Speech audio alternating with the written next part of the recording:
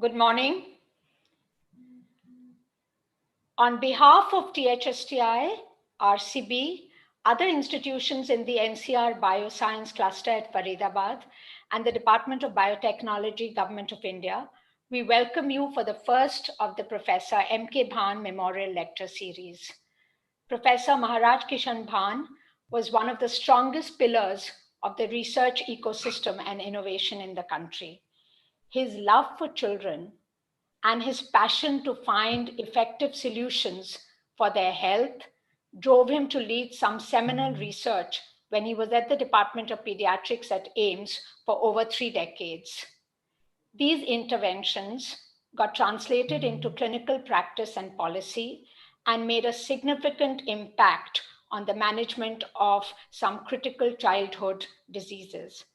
He further expanded his contribution to the country's biotechnology ecosystem as the Secretary of Department of Biotechnology for 8 years. He encouraged an interdisciplinary culture, and the new DBT institutes on the clusters at different parts of the country and BIRAC are a true example of this vision. He was someone who believed that intelligent connectivity is the way forward. THSTI and RCB particularly were fortunate and have been fortunate to grow up with this vision. He constantly challenged himself and others around him to create, to think differently. But this was done with a compassion because for him, human values took precedence over everything else. But above all this was his passion to mentor, to excite young minds to think, create, and innovate.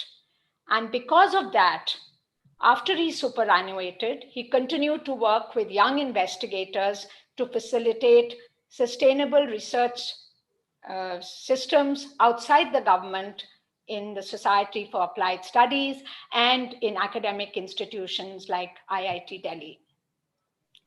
Sadly, he left us in January this year, much before he should have, but has left behind a legacy of his insights, thoughts, ideas, and a deeply patriotic, India-focused vision.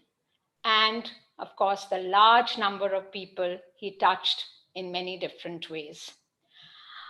This lecture series being initiated today will be an annual event on his birth anniversary. It's a small attempt to mirror his life, to bring thoughts from bright minds, to inspire others to fulfill their potential and dreams, and to move forward with his vision for a society, a better society through health, science, and policy. With this, I'd like to request Professor Sudhanshu Vrati to take the program forward. Good morning, everyone, and thank you all for joining us for this event. I thank our distinguished guests for the event, Dr. Vij Raghavan and Dr. Renu Sarup. And my many thanks to Dr. Vinod Paul, who is the speaker for the day. Shinjini has already given you the genesis of this event.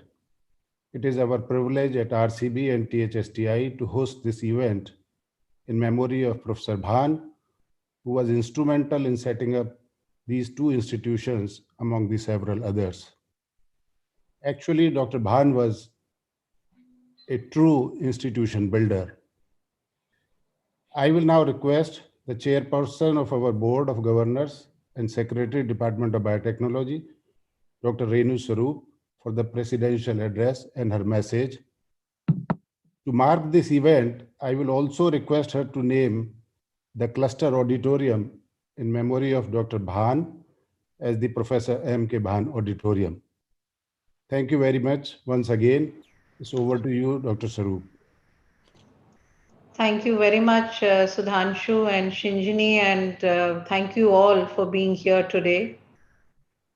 We all collect here today on the birth anniversary of Dr. M.K. Bhan, a person who we all loved dearly, a person who was a guide, a mentor, a friend to everyone, I think, who is here today. And it is today clearly an occasion where we need to come together to celebrate what Dr. Bhan has done during his lifetime, but also as a small tribute to him, to pledge together that we will carry his legacy forward. We have today, in fact, thank you, Mrs. Bhan, Shireen, Gautam, for being with us on this occasion. You're also in the audience. We have with us Dr. Ramasamy, Dr. Professor Padmanabhan. We can't really see in the virtual meeting, but I know we have a lot. Dr. Manju Sharma would be joining as well. Everybody here, and of course, the hundreds of scientists, researchers. We really cannot name everybody who's with us, the entire DBT family. But for Dr. Bhan, the DBT family was not DBT or its institutes. It was the entire fraternity of scientists, researchers, young students, everybody who was part of this journey of taking biotechnology forward. Sudhanshu, it is indeed a great pleasure, but more than that, a great privilege to have this auditorium named after Dr. Bhan. And it gives me immense pleasure to do that. More so because this auditorium, which is in the NCR cluster, the THSTI, the RCB, which he built with so much of love and affection as the first translational institute. And this auditorium would be the auditorium which has for many years and will continue for many years to discuss the cutting edge science, research, bringing in the experts from across the country, bringing in the knowledge, bringing in the translational experience, and would be the auditorium from where a lot of many more decisions would be taken. So it's with immense pleasure that I take this opportunity to name this auditorium, and we hope that we will be having excellent discussions in this. As Shinjini put it very rightly, Dr. Bhan and even Sudhanshu said, an institution builder. Shinjini said that he's been with us through this whole translational journey. In fact, the whole word translational is what we really began moving forward with Dr. Bhan. Today, with Dr. Vij Raghavan with us, Dr. Vinod Paul with us here today, we can all collectively say that this translational journey, which DBT got into, with Dr. Bhan initiated, Dr. Vij Raghavan took forward, we have been able to create a very, very strong and vibrant ecosystem. And Dr. Vinod Paul's talk is going to be about the translational research and the entire system around it. What was something that any of us who've had any association with Dr. Bhan is that his love for the young researchers. He would always speak about building the future leaders of this country. And as has been said, whether it's our institutes that we build, whether it's BIRAC, each time we had a discussion with him, it was something new that came out. And today, if India is on that path, if we can proudly say that we are part of the innovation translational ecosystem, we owe a lot to what Dr. Bhan has contributed. While we miss him dearly, and I think each one of you here would agree with me when I say we do feel his presence with us on every occasion as we move along. And here, today at the time of the pandemic, we miss him much more. But every step that we take, it's the guidance that he would have given us, which is with us as we move on.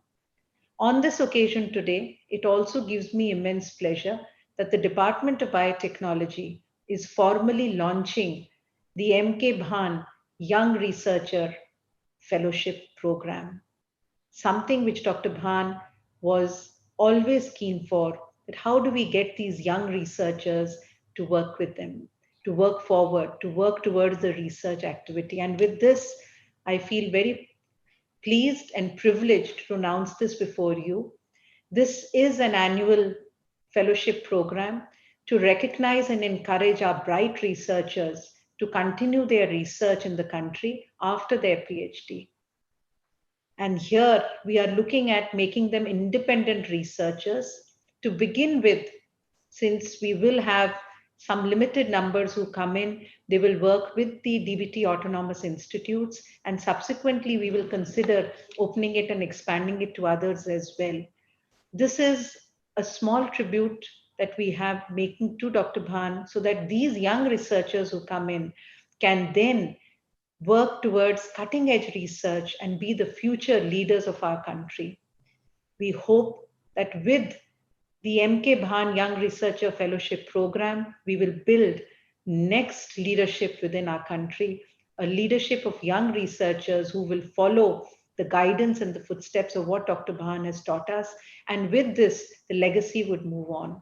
So once again, thank you very much for being with us here today. This Young Researcher Fellowship Program is announced today. We have the call open for the next about 8 weeks. And we hope that collectively with this, we'll build a very strong team. And Dr. Bhan's vision of having a young, a vibrant, and energetic India being in the forefront would be fulfilled. So thank you very much for being with us. And we all collectively pay our tribute to Dr. Bhan. Thank you. Over to you, Sudhanshu. Thank you very much, Dr. Renu, for your message, and also naming the auditorium as MK Bhan Auditorium. You know, this auditorium is linking RCB and THSTI. It's right in the middle of the two institutions, linking them together. And Dr. Bhan, being the glue all the time within the institutions, it's only appropriate that this auditorium is named after him. So thank you very much. Now, it is my privilege to introduce the speaker for the day, Dr. Vinod Paul, who is a member of the Niti Aayog. Professor Paul has been a professor and head of pediatrics at the All India Institute of Medical Sciences and has contributed immensely to issues related to neonatal health. Dr. Paul had been very closely associated with Professor Bhan, and it is only appropriate that he is the first speaker for the Dr. M.K. Bhan Memorial Lecture Series. Thank you, Professor Paul, for accepting our request to speak. The title of Dr. Paul's talk today is Science and Art of Influencing Health at Transnational Scale, How Visionary Physician Scientists Do It. I look forward to hearing you, Professor Paul. Sudhanshu, if I may just interrupt, Dr. Paul, before you come in, I think it's the right and appropriate time to request Dr. Vij Raghavan for a few remarks before you speak so that it will set the tone for the talk. So Dr. Vij Raghavan, can I request you please for your remarks here before Dr. Paul makes his memorial lecture talk? Thank you very much, Dr. Renu Swarup, Dr. Paul, Sudhanshu Vrati, Dr. Shanjini Bhatnagar. It's a great honor to be asked to do this today. As we've heard from Dr. Renu Swarup and Dr. Shanjini Bhatnagar and Dr. Sudhanshu Vrati, Dr. Bhan was not only instrumental in creating this wonderful Delhi cluster of institutions, but also had an enormous impact on our national scene when he was Secretary, Department of Biotechnology, before and after. I'll be very, very brief and point out to one aspect of Dr. Bhan, which has made an enormous impact on all of us. And that is being both friendly and deeply critical at the same time. He had the ability to set the bar very high and make demands on people who associated with him so that they constantly were critical about themselves and went on to do better and better things. He was ruthless in his criticism, but he was also extraordinary in his ability to take you along as a friend and a colleague despite this criticism.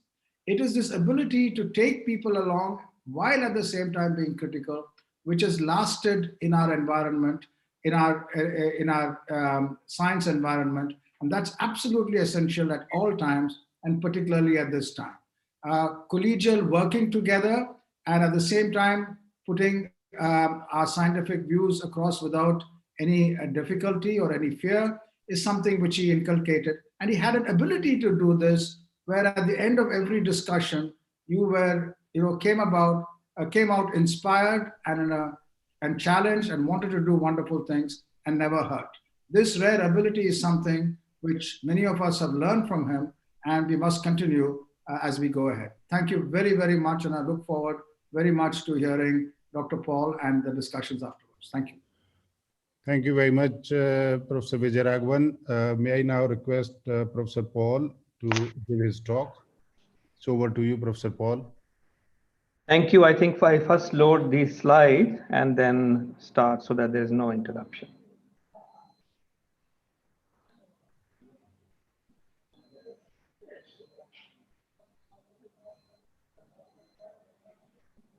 Just one moment.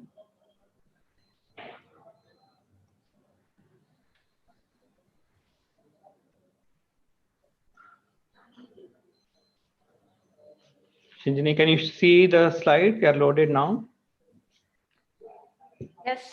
Yes, we can. Okay. Well, thank you very much, and very warm greetings from Niti Aayog.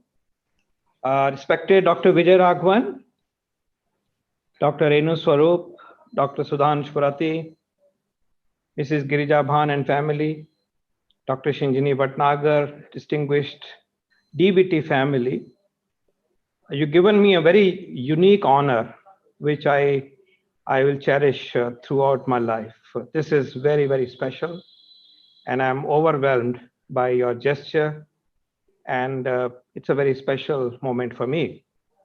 So thank you so much, the Biosciences Cluster faculty and colleagues and staff, for giving me this honor. It is Sir's birth anniversary today.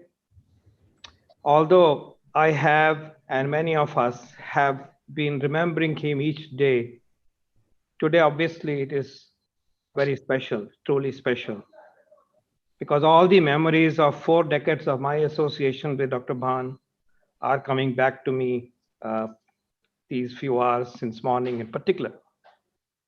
For me, he was a brother and a friend, a guru and a mentor, and philosopher and a guide. And let me just sum up by saying that I valued, cherished, and embraced his words, his wisdom, and his counsel, like Arjuna followed Lord Krishna. And why not? Because he was so right, so visionary, so well-meaning, so decent, and so affectionate. It has been a loss. We miss him every day. We miss him in particular in this point in history when we are facing a pandemic, and Dr. Renu, Dr. Vij Raghavan, you know how often we recall him in our discussions from time to time. Dr. Bhan is watching us. और जैसे इस picture में लग रहे हैं, ऐसे कह रहे हैं कि आज तुम लोग बड़े मूड में हो. मुझे ही नहीं कह रहे, हम सबको कह रहे हैं. जैसे वो उनका एक स्टाइल था, तुम लोग बड़े मूड में हो. पर सर आज आपको थोड़ा बहुत सुनना पड़ेगा. कुछ सुना चुके हैं, कुछ मैं सुनाऊंगा. Thank you so much, sir. We miss you, sir. Why did I choose this topic? Shinjini talked to me only a few days ago, brought Sudhanshu's message. I couldn't have said, no any day, because it's so special, as I said. But then I was wondering what to say. We didn't have much time to prepare and think, but so I thought, let me, after considering a few options, I thought, let me speak about what was something very special to him, very, very special to him. And it was part and parcel of his discussions, deep discussions, repeated discussions. How can physician scientists contribute to health on scale? He, of course, epitomized this. But this was a recurring theme. कैसे बड़े scale पे आप लोग कुछ कर सकते हो? कैसे? One part is that he sent the benchmarks that were very high, सिर्फ इंडिया के लिए ही नहीं, दुनिया के लिए. So that's why the word transnational. And hidden within this is the mischief, that it is also about translational, because it is about translating science, clinical experience into interventions that work on scale in homes, in communities, in Africa, in India. So it's both translational and transnational, and that is the mischief Shinjini and I conspired. So we'll talk about what is the science part and what element is the art, because it is the combination of both which I believe has worked in the examples that I would share. I look upon the next few minutes to share with you 4 stories, 4 live examples, 4 Indian examples where a tremendous change in specific sectors, specific thematic areas has been made by scientists. And all of them were doctors. All of them made a difference on scale that it influenced society beyond our borders. They followed the best rigors of science. They thought about going out of their boundaries of the departments and institutions and disciplines. So that's my humble tribute to Dr. Bhan, because I think he epitomized this. He persuaded us to take a path ingrained in these stories. That's what I present as my bouquet to his memories. These are my 4 heroes, 4 physician scientists who influenced health at transnational scale. I will talk about my teacher, Dr. V. Ramalingaswamy, and would refer to his stellar work on endemic goiter and the use of salt iodization in controlling the problem of goiter. I will, of course, talk about Dr. Bhan's work, but I will not speak about rotavirus today. I'll speak about some other important contributions that he made in the same space. I like to talk about Dr. Srinath Reddy's work, my very dear friend, my mentor, person whom I admire, for the work he did in the cardiovascular disease NCD space. Pioneering work, game-changing work. And I would also like to speak about the work of Dr. Abhay Bang, another very dear friend, and a co-traveler in our journey for newborn health and for his work. I have had an opportunity to watch these 4 developments in some way. I've also been associated with part of the work in a somewhat deeper way at times. So it is very live, it is something which I felt, which is something to which I can relate, and therefore I can authenticate the story. Well, let me begin by starting with the contribution of Professor V. Ramalingaswamy, a person of great intellect. When I joined as a medical student at the All India Institute of Medical Sciences, he was director. We were so impressed by his personality, his work. He was a celebrity. He was very, very special. He was inspiring, a towering personality, and yet so approachable to students. We were awed by his achievements already. I had an opportunity to fight with him as a students' union leader and to be also mentored by him in many ways. Dr. Ramalingaswamy is a great hero of our times. And he had the breadth of knowledge from cell biology to epidemiology to health systems, and amazed us. I bring to you the story of the Kangra Valley study. I like us to remember this stellar work that was done in Himachal Pradesh, the then Punjab, in Kangra Valley, a beautiful valley where I did my schooling. And this is a story of prevention of goiter by using iodized salt. I'll begin with that. The work started way back in 1957. Dr. Ramalingaswamy, having done his internal medicine from India and pathology from Oxford, had just, and via National Institute of Nutrition Center at Kunur, had joined as professor of pathology just a year back in 1956. They start early, it seems. the great physician scientists really start early, as I would illustrate. And he jumped on to this study because he had interest in goiter and its relationship with iodine deficiency. And the story of Kangra Valley study started in 1957. Goiter belt of India covers a huge swath of land, 2,400 kilometers. It's all along the Himalayan ranges from east to the west, from west to the east. It was already known by this time, late 50s, early 60s, that iodine deficiency has something to do with goiter. The pathology, the biochemistry, the biophysiology, pathophysiology was already emerging. But the intervention was eluding. And it was thought, if physiological dose can be added to salt, can that change the game? That was the question. That was the point. Developing an intervention that can go to scale. Here is a picture from one of his own publications. A sad story, a sad happening.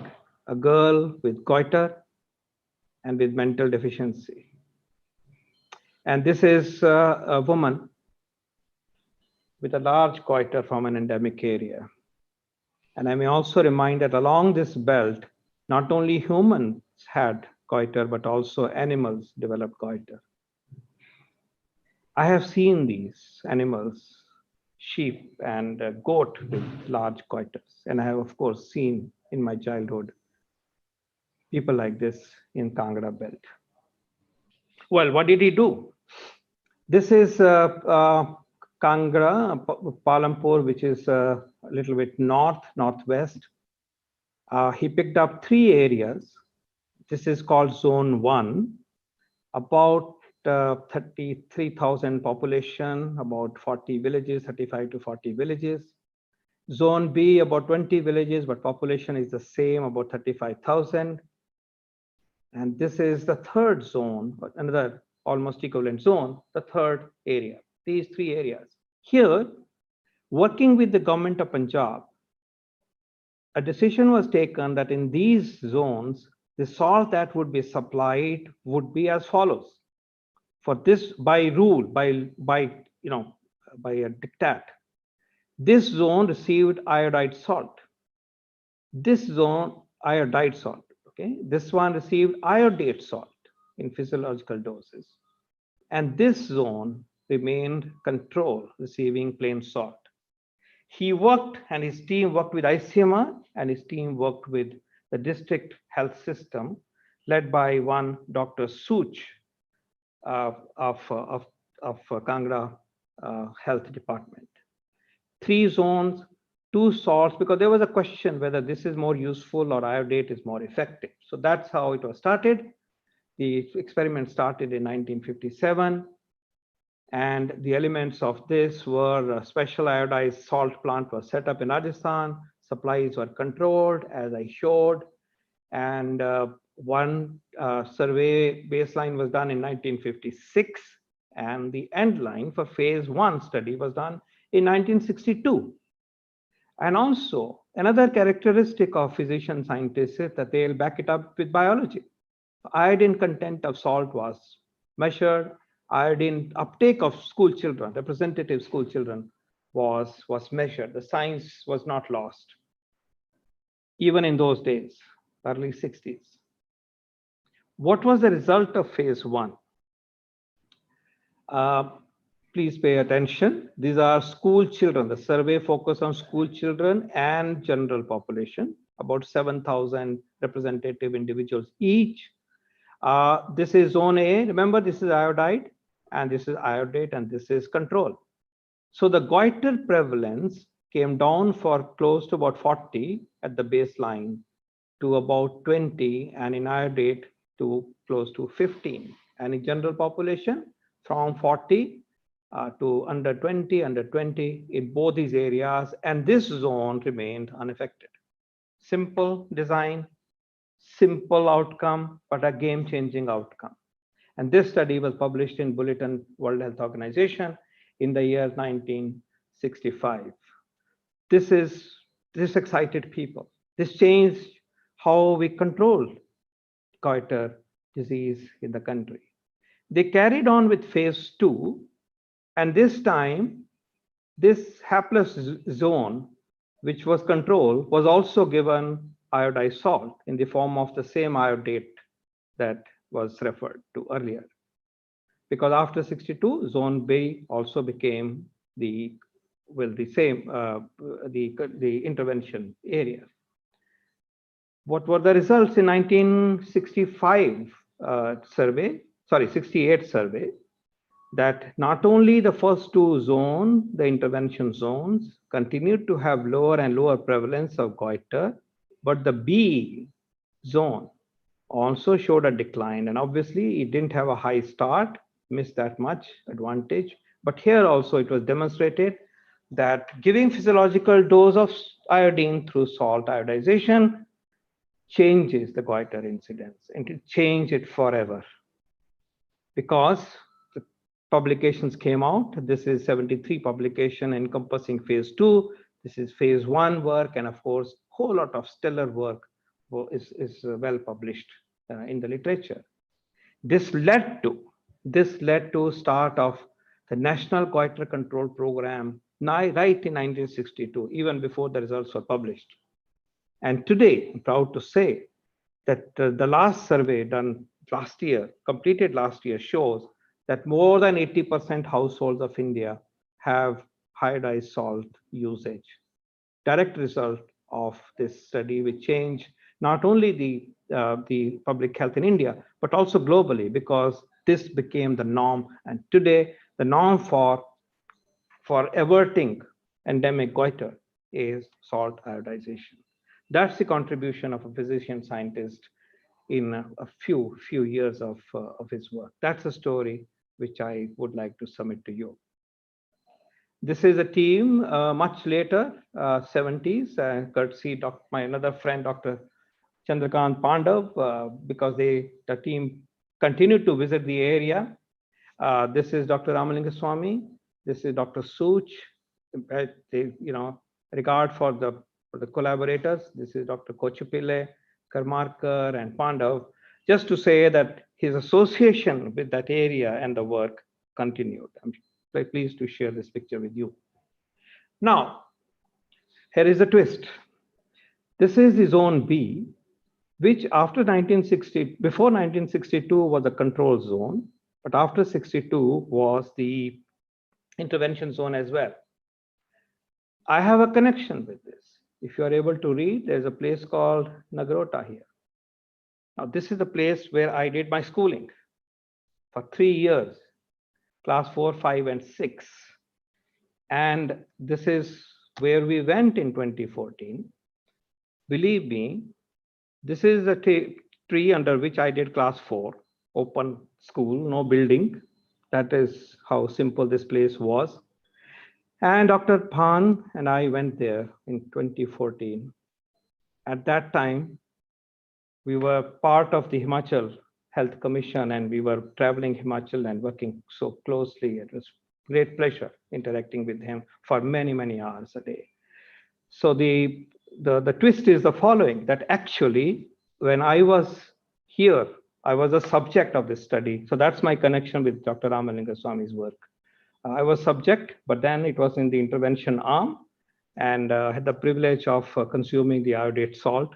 But these are my memories coming back, and circle completed. Professor Bhan and I then lived through, and we discussed this study when we were visiting Nagrota in 2014. I bring to you now the second story, and that comes from my other hero, Dr. Srinath Reddy. Dr. Srinath Reddy is an eminent cardiologist. He chose to become a public health exponent. What a shift. I am seeing that the physician scientists who make a difference take a different path. They don't tread the same path. That seems to be one strand, as you will hear these stories. Cardiologist, public health exponent. Dr. Reddy tells me that when he became faculty at AIIMS, he noted, with the streak of public health elements in his persona, that rheumatic heart disease was given a priority as a public health issue, but coronary artery disease and cardiovascular disease was not given that priorities, even in late 80s. And he set out to uncover the epidemiology of cardiovascular disease because it was not known. It was supposed to be the disease of the rich, disease to be treated in large hospitals with sophisticated people with their stethoscopes and around their necks. So he pioneered a spate of studies which led to a huge change in understanding of the NCDs and coronary artery disease and hypertension. And we see how he and other such people from other countries have taken us to a situation where NCD control is now part and parcel of global health endeavors. This is his path-breaking study published in 1993. We didn't know epidemiology at that time. This is a famous study called Delhi Vellore study or Ames Vellore study, or CMC study, which demonstrated that the risk factors of coronary artery disease, CVD, are hugely prevalent in rural areas as well as in urban areas, more so in urban areas. And he prophesied, he notes in this paper that India, remember, this is 1993, India is undergoing an epidemiological transition and is on the threshold of an epidemic of cardiovascular disease. How true, how timely, except that I think we responded somewhat late because we were obsessed with, and rightly so to some extent, with child mortality, undernutrition, and communicable diseases. But then the scientist in him did convey to us and warned us that it is coming upon us. I picked up another study where, understanding the epidemiology further, he demonstrated that people who are less educated and poor actually have a greater predilection for CVD because the risk factors are more prevalent in them, namely tobacco use, for example, is more prevalent. So he changed the paradigm of the understanding of CVD, letting us know that it is a disease of the poor in particular as it unfolds further.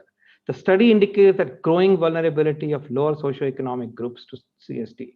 Preventive strategies to reduce major CSD risk factors should focus on effectively addressing these social disparities, brought the social dimension, and change the way CVD was looked upon, coronary artery disease and hypertension was looked upon through this path-breaking work. He carried out several other studies. In one study, he demonstrated that migrant workers in urban areas have higher risk factors, higher prevalence of risk factors of CVD than their brethren who stayed back at home in UP and Bihar and Orissa. So it is the environment that changes the predilection for CVD, he showed. But he also showed that Indians by genetics have a higher risk of CVD because he demonstrated that Indians living in Britain, for example, have a higher risk compared to the local population. So genetics combined with environment play havoc and are continuing to play havoc. He also conducted studies on salt metabolism, in particular, the intersalt studies that they are known. And I was one of the volunteers for one of his intersalt studies as a subject whose metabolism was studied. So another, not only an association as a colleague, but also as a subject. So I'm subject of the second pioneer's study as well. His work on tobacco control is well recognized, and that completes in a way, completes the wider dimension that I'm referring to as his contribution as a physician scientist. In this very interesting study, tobacco use in Bollywood movies, etc. Watching tobacco use in Bollywood movies and receptivity to tobacco promotional activities were both independently associated with ever tobacco use among adolescents in India. He demonstrated that there is an overwhelming predilection for consuming tobacco by children in school, and very upset. He of course got recognition for his tobacco work, as he should. So another work which laid a foundation for transnational, translational work to address this huge problem, this huge epidemic of NCD. And that's how it is now moving forward. People like him, studies like the ones that I shared with you, have led to non-communicable diseases being a target within the Sustainable Development Goal number 3, which is about good health and well-being. And in a way, in terms of policy, it is now in safe framework. But behind this is a lot of hard work of people like Dr. Srinath Reddy. We are so proud to present this case study to you as a learning for all of us. I move now to the third story and the third hero, Dr. Abe Bang and Rani Bang. They live in a place called Gadchiroli, and they have established an institution called Search, which is right in the heart of a jungle in difficult terrain with left-wing extremist activity in that area. This is where it is located, in the most eastern part of Maharashtra. The studies that he started were initiated in these 37 villages out here. They were then taken to other areas of Maharashtra. Then other people, I was part of conducting follow-up studies as a team, conducted in many other places in the country, and then of course also in other countries, other places in the country and outside. This paper is among the classics of, as presented by the Lancet editorials editors, that among the Lancet classics, this paper by Dr. Abe Bang and team is a classic. Effect of home-based newborn care and management of sepsis on neonatal mortality. This is a study published in 1999. Work started around 93, 94.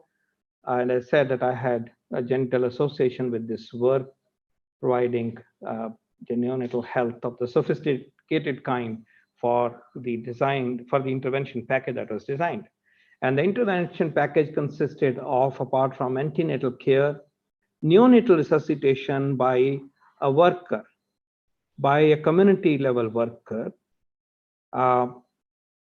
care of the low birth weight babies, detection of newborn sepsis, as well as treatment using gentamicin.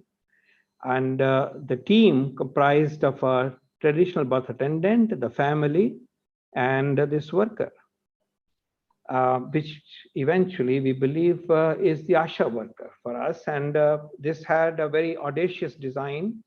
One intervention in the study, which comprised giving gentamicin injections to newborn babies with sepsis by these lay workers who were class 8 pass workers. This study demonstrated that using home care of newborn babies with the package that I demonstrated, you can bring down neonatal mortality by whopping 63% in intervention area of 37 villages that I said. This changed the thinking about how newborn care has to be taken to scale. Prior to this, the typical understanding of tackling newborn health was taking babies to newborn care units, looking after them in incubators with sophisticated super specialists like neonatologists. This changed the game, and it is now part and parcel of the global intervention approach to neonatal survival. These are the publications. This is in addition to the one that I showed. Dr. Bang, of course, published several other articles and papers, and one special journal series was devoted, the Journal of Perinatology, Journal of Perinatology. And this is the work done on the same model in Bangladesh, one study, another study in Bangladesh, and ICMR carried out a study at 5 sites, to which I was referring to you, of which I was a part, which demonstrated that even when the home deliveries are replaced by institutional deliveries, this approach reduces neonatal mortality by 25% and infant mortality by 33%. This remains relevant today, and this is part and parcel of our home-based newborn care, which is a national program and which is a vibrant, up and running program of the country. It became a norm, the global norm. This is World Health Organization statement on home visits for the newborn child, a strategy to improve survival. And these are the guidelines on home-based newborn care of Government of India. First started in 11 and then updated in 2014, and they are in operation and they are working. They are part and parcel of how India is tackling neonatal survival, and indeed many other countries in Africa, in our neighborhood, are tackling their newborn mortality. That's his contribution. I now come to Dr. Bhan's work with the team. Some of them are here today. Instead of taking rotavirus vaccine story, I'm taking forward the story about how to reduce diarrheal mortality, duration of diarrhea, morbidity due to diarrhea. I remember this paper, which came up in 1992, published in IJMR, which brought together a new truth about diarrheal disease. I remember when he saw these results, he came running to my room, and Dr. Arora and I were sitting. I said, "Isko dekho. आप लोग कहते हो कि dehydration से diarrhoea की death होती है, ऐसा नहीं है. ये तो कुछ और ही स्टोरी है." So what you see in this simple analysis done by Neeta Bhandari and colleagues is one of his earliest community-based studies, which demonstrates that there are three ways in which child could succumb to diarrheal death. Acute diarrhea within 14 days of the episode of diarrhea, or diarrhea associated with blood and mucus, which is invasive diarrhea or a dysentery, and then there's a diarrhea which goes beyond 2 weeks. Now, children have a predilection to die due to persistent diarrhea 20 times more often than acute diarrhea, okay? And 7-8 times more often than the dysentery diarrhea. This was the major reason. It emerged in true situation on the ground.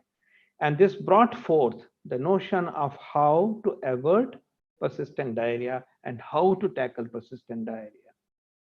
This is how we would see children in the ward, children who would look pathetic, have lost a lot of weight and have purging, huge purging on the verge of death. Very often we would lose them. At that time, total parental nutrition was hardly a modality. We tried that. Nothing would work. Nothing would work. Because later it emerged that it is a combination of factors. It's about immunity, it's about infection, it's about nutrient deficiency, it is about malabsorption, and it is about bacterial overgrowth. This started to unfold as Dr. Bhan delved deep into the possible mechanisms of this disease. And then, as he would do, he started a number of studies in this regard. A small bowel overgrowth. This is about absorption, malabsorption. And he found that children with persistent diarrhea in neighborhood of Delhi had very unique kinds of E. coli. They had a characteristic of becoming like chains, one after the other, chains comprising of 30, 40 organisms. And this enteroaggregative E. coli was described by him, which was associated with a higher risk of persistent diarrhea. He tried, and Dr. Shinjini was associated with this work, oral gentamicin. Should that work? It did not. A lot of the studies that he conducted actually negated the popular hypothesis. It did not work. Tried various diets till a multi-center study, multinational study was conducted by him and in 3 to 4 groups, his group and 3 to 4 other groups in the world, which demonstrated how persistent diarrhea has to be tackled through an algorithmic approach, which comprises dietary intervention, strategic antibiotic intervention, and so on. And this changed the game. Today, persistent diarrhea is not a big deal anymore. There is also a role of zinc that I'll refer to, but the fact remains that this something which looked absolutely difficult and devastating, this problem had a relatively simple solution working through an algorithm. And this algorithm became part of global treatment protocols as well as the national protocols, which demonstrated that antibiotics have no role except if there is systemic infection, no local role, and then there is a stepwise way of tackling the cases of persistent diarrhea. This was a game changer. Add understanding of biology, understanding of how the disease emanated in the community, and how simple manipulation based on the pathophysiology can change the outcome. And it was noted that persistent diarrhea was responsible for 40% of under 5 diarrheal deaths, has now come down to 1/10 of that contribution. This is a second story. It's about low osmolality ORS. Dr. Bhan conducted a number of studies on better oral rehydration solution formulations from the original one.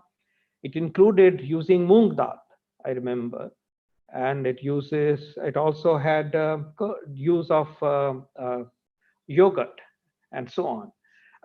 But then finally, pathophysiology and laboratory work led to him and other colleagues to a conclusion that a relatively low osmolality oral rehydration solution would be better than the current 90 millicolent solution that was in vogue at that time.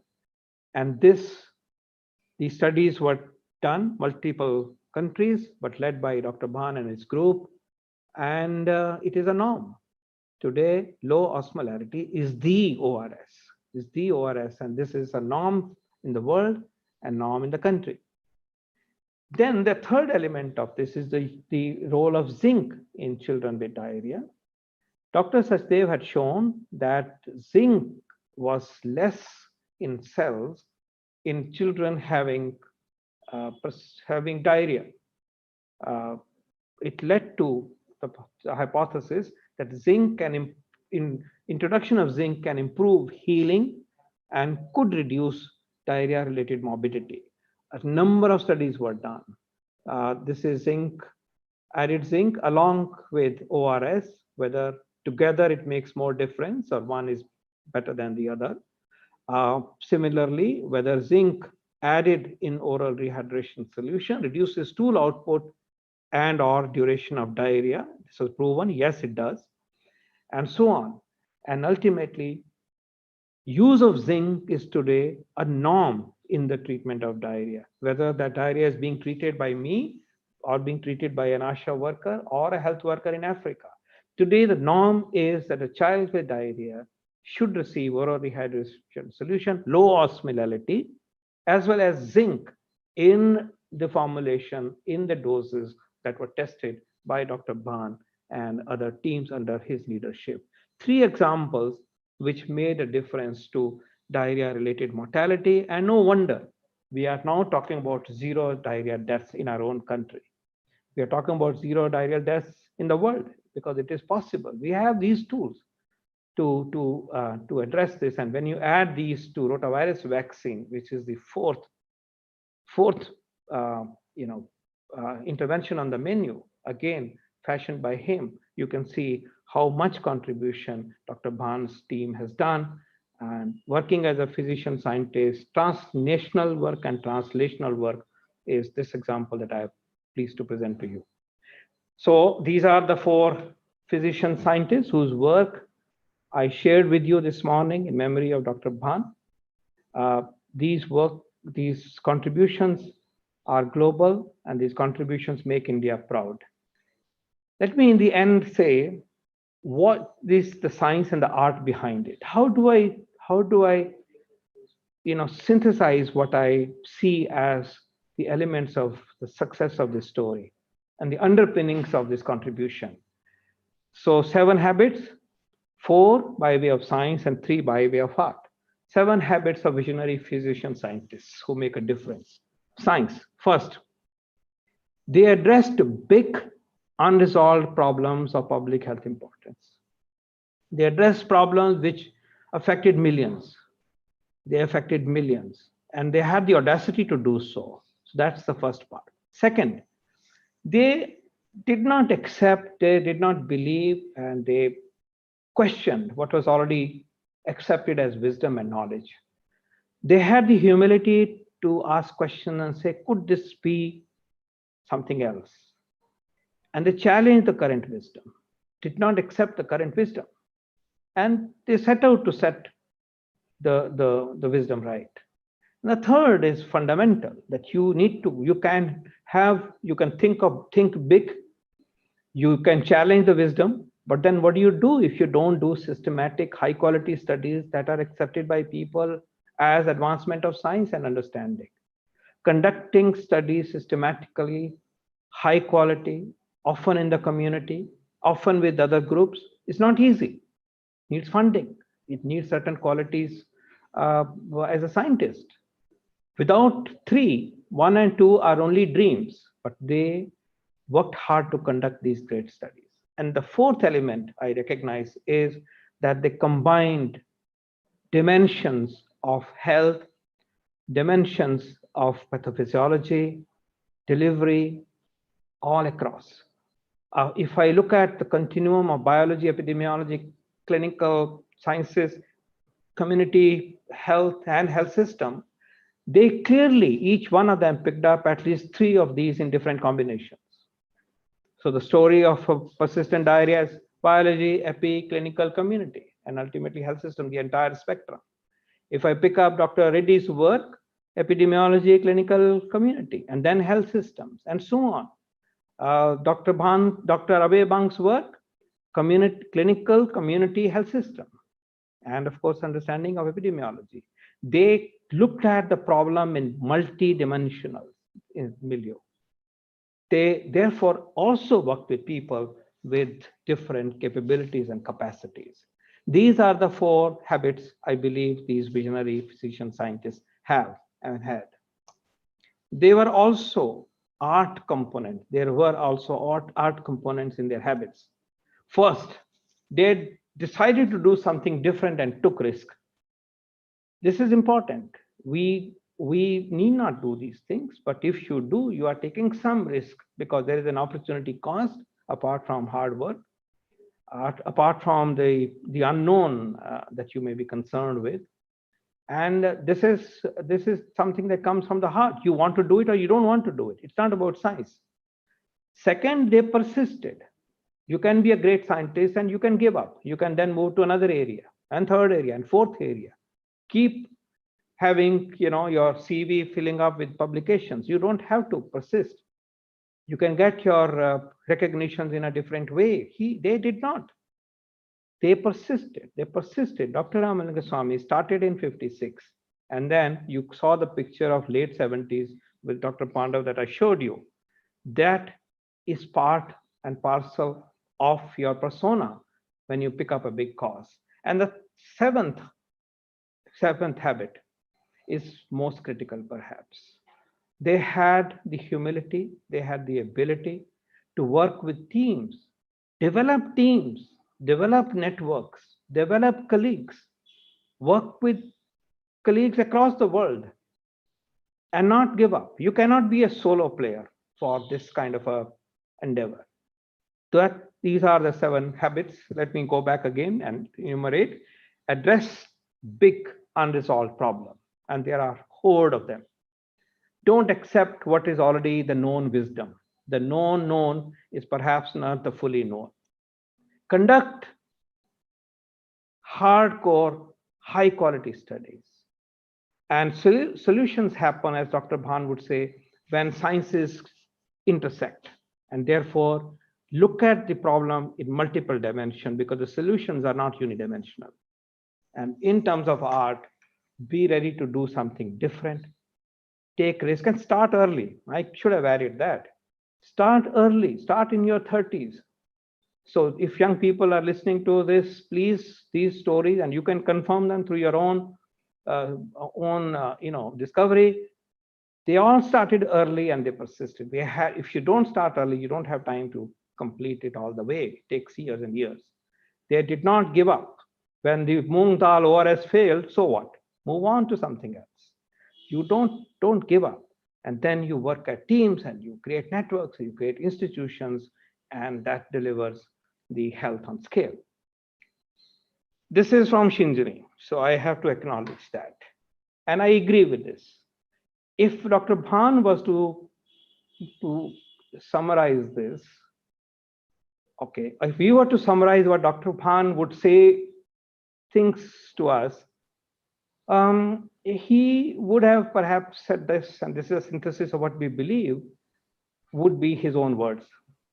Take up high risk, high impact areas to work on. Move out of your comfort zone. I agree with you, Shinjini. You put these three bullets together, I have added fourth. But I agree with you. I am his mentee. Move out of your comfort zone, accept big challenges. Don't be too cozy. Work hard. There's nothing like Saturday and Sunday. Work hard every day. Third, believe that we cannot tread the path alone. Need to build bridges with different disciplines and people. And fourthly, keep going. Do not give up. Success will come. This is the way he had inspired so many of us. These are some of his one-liners, which we have cherished and tried to put them in words today. And I think that sums up what I very humbly try to communicate through these wonderful four stories of great work done by people whom we know, who have living examples. Thank you so very much for giving me this opportunity. Thank you indeed. Jai Hind. Thank you very much, Dr. Paul. It was indeed very, very nice to go through the visions of four physician scientists who we've known all our lives. I know we've reached 1 hour that we had said we would finish in, but we have a couple of questions. If it's okay with you, could we just bring them up here? Dr. Paul, maybe just have a couple of questions from the audience.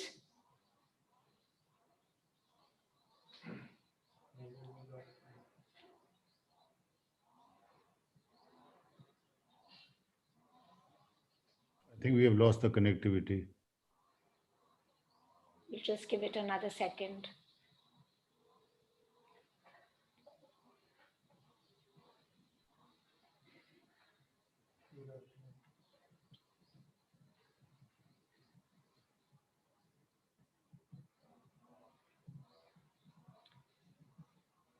So while we wait for Dr. Paul, if we can get him back in a minute, there are a couple of comments in the message box, and one has come from Dr. Paul.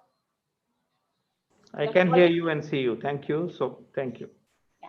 Dr. Paul, we'll just take 5 minutes more to, there's some questions and some comments. The first comment has come from Professor Gagandeep Kang, where she has stated something and then asked a question. She said that amongst all the four luminaries about whom you've spoken, she knew only Dr. Bhan very well. And quoting her, and I know that his knowledge, insight, and wisdom have never been missed more than in the past 9 months.